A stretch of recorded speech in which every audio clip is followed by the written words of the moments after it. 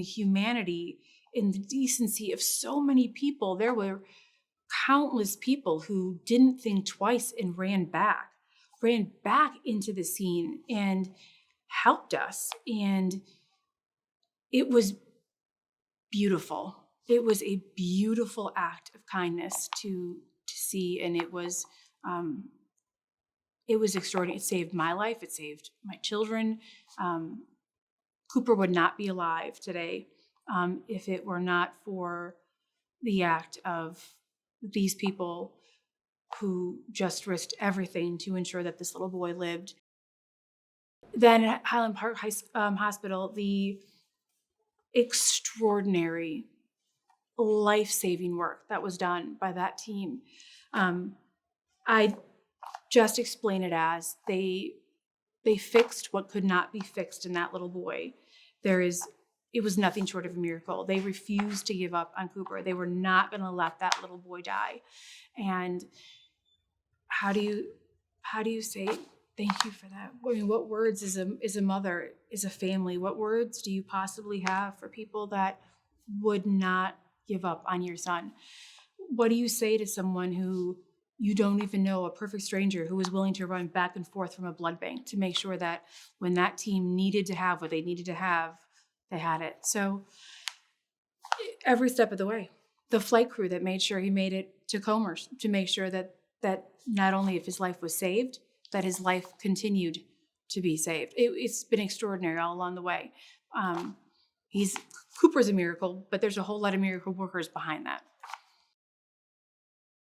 Cooper has a twin brother, Luke, also at the parade that day. And although Luke wasn't physically injured the same way that Cooper was, I would argue that his injuries were in a lot of ways also really, really traumatic for him. No 8-year-old boy should ever have to experience being in a situation where they have to stay back with their mother and help their mother get help in a situation such as that. And I think for Luke, he has been so traumatized by feeling responsible to keep his mother alive in an active shooting from a sniper on a roof. He's traumatized by watching front and center what happened to his twin brother. It's horrible. I mean, there's no other way to say it. It's horrible. I think that the lack of mental health in services that this isn't just unique to my boys. This has been just an eye-opener for what our country is experiencing for children. It's such an issue, right? It is at a crisis level that I've had a front row seat to in a way that I wish I hadn't. But we've been working through. Thankfully, our community has been providing all sorts of opportunities for children to receive support, and we've been working really hard to make sure Luke has access to that. I think this is going to be a journey, a long, long journey for all of us.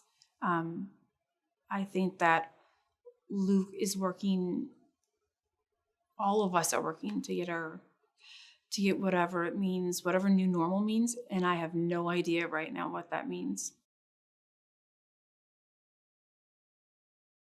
When I think about what the future holds, I continue to be optimistic.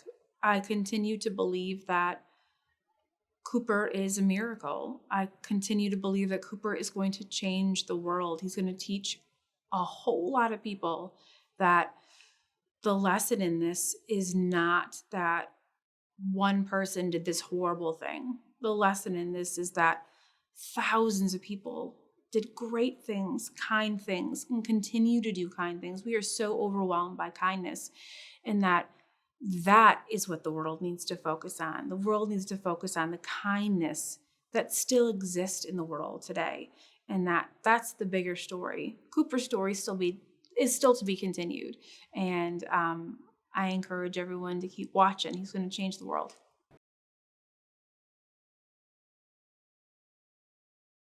I'm heartbroken. And I'm sad. But it is a losing question to ask why. There's no good answer. And that is not productive. And I think moms have some sort of DNA code that when it gets tough, and I mean real tough, like real tough, we find a gear we never knew we had. And we just do it. And I think that's what this is. It's not anything that I'm doing. And I want to be really clear about this, that it's not anything I'm doing. This is what moms do. And I used to think that I couldn't do it either, whatever it is, that thing you do when the worst thing possible has landed on your doorstep. But you can, and you would, because if it was your baby, you would do it too. Cooper's just my baby. Luke is just my baby. If it was yours, you would do it too. And you would cry, and you would be heartsick. And trust me, there are, in these 20 plus days, I couldn't tell you most days what the day of the week is. I couldn't tell you what time it is. A PICU unit is some sort of like time warp. I joke that I went from living and dying by my Outlook calendar to not knowing what the day of the week is, what time it is.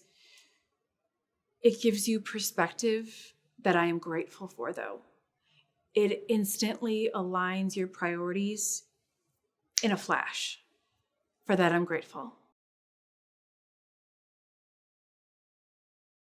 I am immensely grateful. I didn't want it this way. Nobody would want that this way. I wouldn't wish this on anybody. But the ability to be sad and angry and resentful is not anything compared to how genuinely humbled I am by the outpouring of love and support that I don't know why I'm so deserving of, why my family is, but I certainly know that Cooper and Luke are. They're pretty awesome. But it's really important to me that moms know nothing about me that makes me super mom. I'm just a mom like they are, and all moms would do this. All moms do this. I look around this PICU unit, I look around this hospital, all moms do this. It's what we do. We're moms.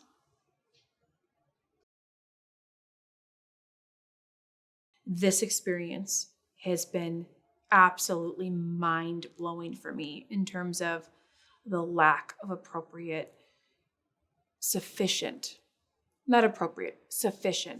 amounts of services for children and families when it comes to social, emotional, mental health services.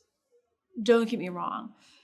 The people we've seen, the supports we have had, have been tremendous. There's just not enough of them. We're spread so thin.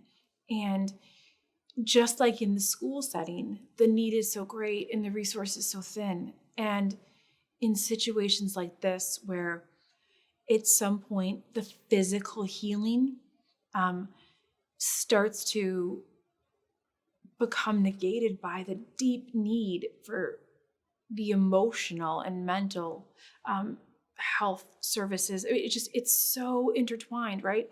And it's just, I can just look at my own little family and say, there comes a point where some of them need tremendous physical healing and support and mental health services.